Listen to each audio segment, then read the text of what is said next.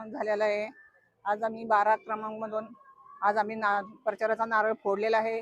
आज आम्ही प्रचार सुरू केलेला आहे आणि आम्हाला प्रतिसाद पण आम्हाला चांगला भेटलेला आहे।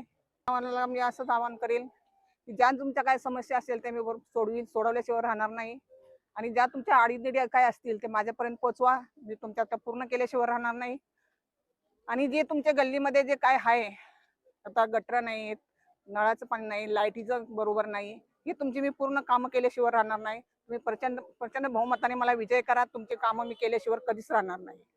महाराष्ट्र मला तर खूप चांगलं वाटतंय। अगर मी निवडून आली बहुमताने, चांगल्या मताने, तर माझा पहिला अजेंडा हा असेल की महिलांवरती काय अत्याचार मी होऊन देणार नाही। जसं तुम्हाला सगळ्यांना माहिती आहे, आमचं कुटुंब गेले कित्येक वर्षापासून शिवसेनेचं काम करत आलेलं आहे।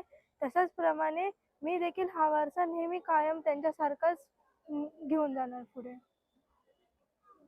सुरुवातीलाच आपण ज्याप्रमाणे म्हटलात की बऱ्याच वर्षापासून या कोपरखैरणे माझ्यावर जो विश्वास दाखवलेला आहे आणि मला 2005 पासून नगरसेवक होण्याची संधी दिली आणि याचाच माझ्या सेवाज्येष्ठतेचा विचार करून पक्षश्रेष्ठींनी मला जी काही उमेदवारी दिलेली आहे त्याबद्दल सर्व पदाधिकाऱ्यांचं मी मनपूर्वक असं अभिनंदन करते, आभार मानते।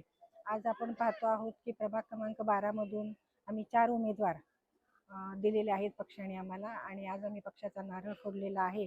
आणि हे करत असताना आज पहिलाच दिवस प्रचाराची सुरुवात करत असताना विभागातील उत्स्फूर्तपणे सर्व महिला असतील, पुरुष असतील यांनी आम्हाला उत्स्फूर्तपणे चांगला प्रतिसाद दिलेला आहे आणि चांगल्या प्रकारे आमचा हा प्रचार दौरा चालू आहे।